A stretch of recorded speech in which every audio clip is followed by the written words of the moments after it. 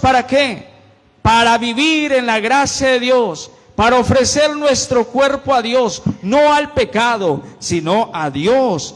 Por eso, y lo dice San Pablo a la comunidad de los romanos, si en otro tiempo, si antes de que no habían conocido a Dios, si antes de que no se habían convertido, sus miembros, su cuerpo estaba al servicio de la impureza, de la maldad, entonces ahora pónganlas al servicio del bien a fin de alcanzar la santificación.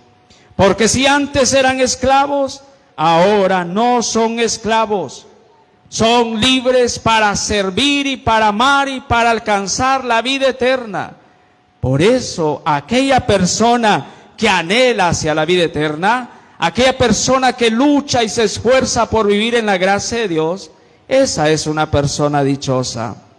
Aquella persona que se aparta del mal, aquella persona que cumple los mandamientos de Dios, aquella persona que vive conforme a la voluntad de Dios, esa persona es dichosa y no es esclava del pecado, no es esclava del mal, ni del mundo, sino que es para Dios.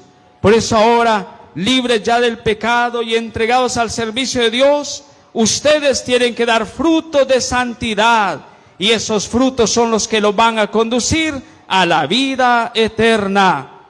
Y lo recuerda San Pablo a la comunidad de los romanos hoy. El pecado nos conduce a la muerte. Todo lo que es pecado nos lleva a la muerte. A lograr la vida, no, sino que a lograr la muerte eterna. Y un cristiano bautizado, un hijo de Dios, un miembro de esta iglesia, está llamado a vivir para la eternidad. Pero para eso hay que dar frutos de que de verdad estamos en comunión con Dios. Por lo tanto, Dios nos concede la vida eterna, pero hay que trabajarla, hay que luchar. Por eso, ser una persona dichosa es no ser esclavo al pecado, pero sí conquistando y anhelando la vida eterna. Ser persona dichosa es aquella que siempre da fruto en abundante. También hoy, ¿quién es una persona dichosa? Aquella que se abre a la disposición de Dios. Por eso ahora nos parece absurdo cuando el Señor, o cuando nosotros pedimos al Señor que nos conceda la paz. Todos los días le pedimos paz, humildad, unidad, comunión.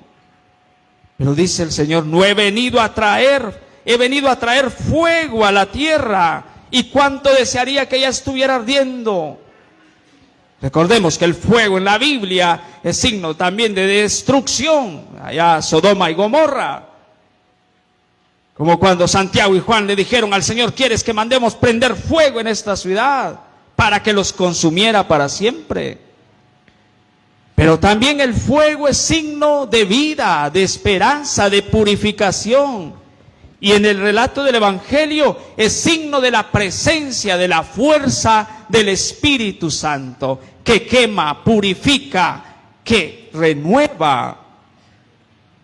Así como cuando antes, ahora ya no, porque ahora nos han dado formación de Laudato Si, pero antes los viejitos le metían fuego a la tierra porque después brotaban los retoños bien fuertes, bien verdecitos, y era más fácil limpiar.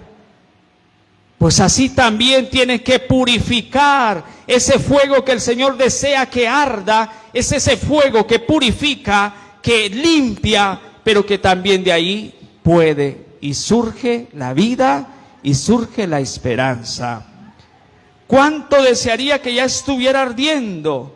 Es la fuerza, es el impulso, es la fuerza del Espíritu Santo que purifica y quiere purificar nuestra vida y nuestra alma.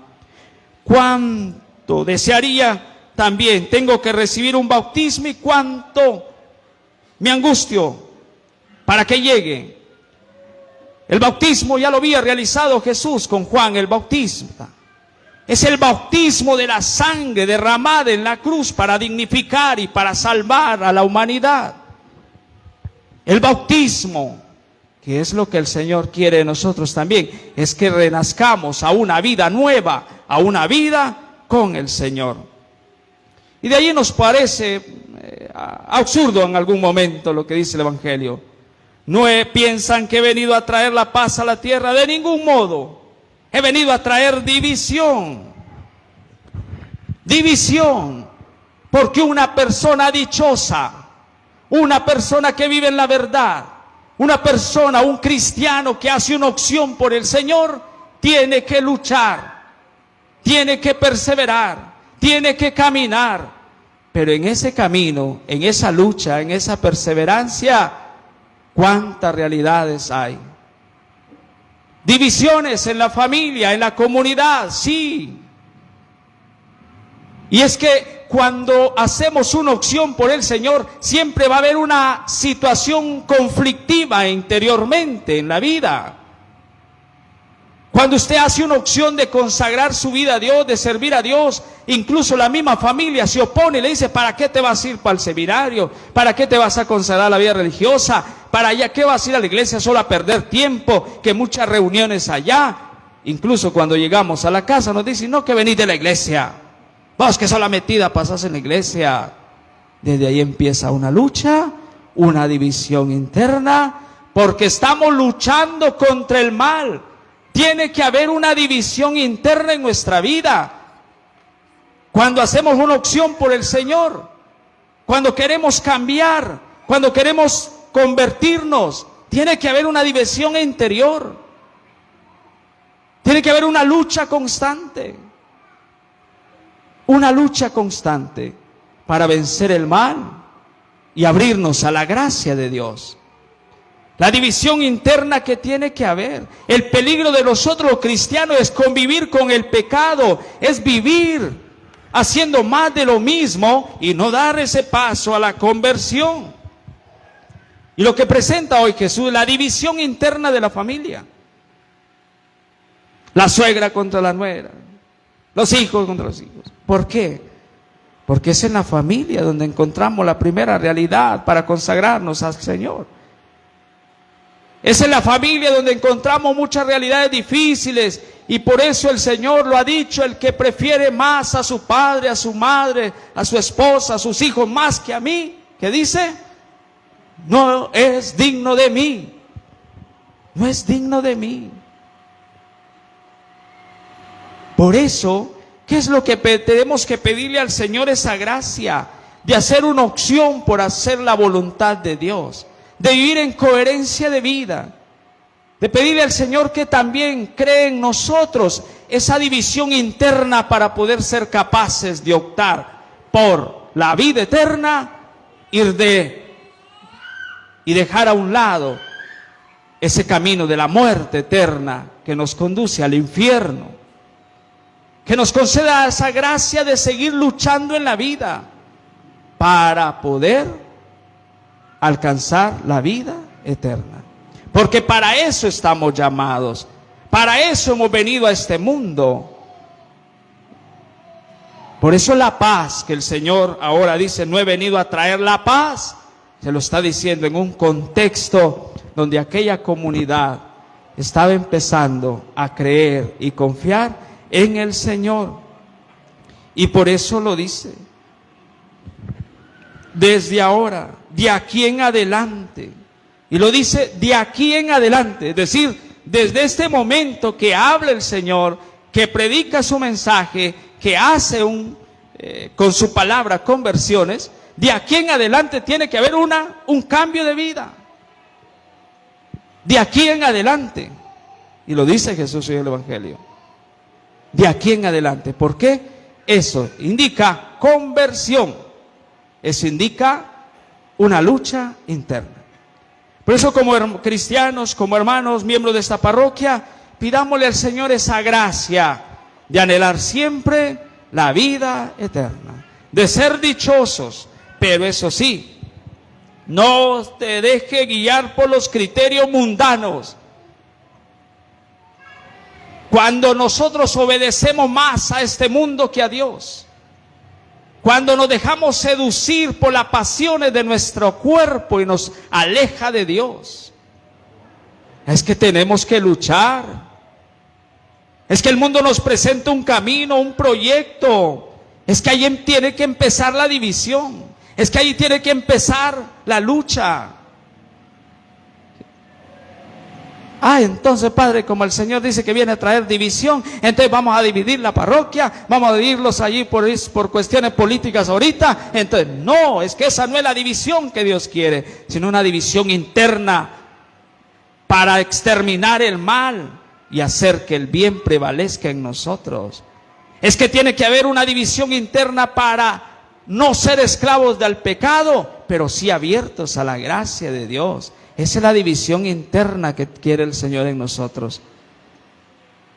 Y no acomodarnos a este mundo, a esta sociedad.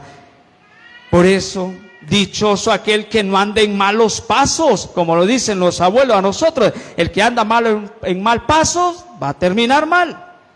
Termina mal. Un cristiano que anda en malos pasos se acaba mal. Y lo presenta hoy. Aquel que no lucha. Aquel que se acomoda al mundo, aquel que vive como si Dios no existiera, aquel que escuchando a Dios y la palabra de Dios no quiere vivir en coherencia. El que anda en malos pasos acaba mal, pero aquel que busca a Dios, aunque encuentre luchas, sacrificios, tropiezos, se va a levantar y va a luchar. Por eso pidamos al Señor en esta Santa Eucaristía que nos conceda la gracia de vivir cada día en coherencia, dándole siempre gracias a Dios, pero sobre todo pidiéndole a Él que nos dé la sabiduría, el entendimiento para hacer la voluntad de Él antes que la nuestra. La lucha interna, la división interna, la no paz que viene a traer el Señor es una lucha, un conflicto interno que tiene que ver en nosotros para abrirnos a la gracia y dejar a un lado el pecado. Y eso es lo que el Señor quiere de nuestra vida. Por eso San Pablo insiste: no seamos esclavos del pecado. Y si en otro tiempo su cuerpo, su vida estaba condenada por el pecado, ahora Dios nos justifica por su amor, porque Él nos quiere y nos quiere para la vida eterna. Que así sea. Pongámonos en pie.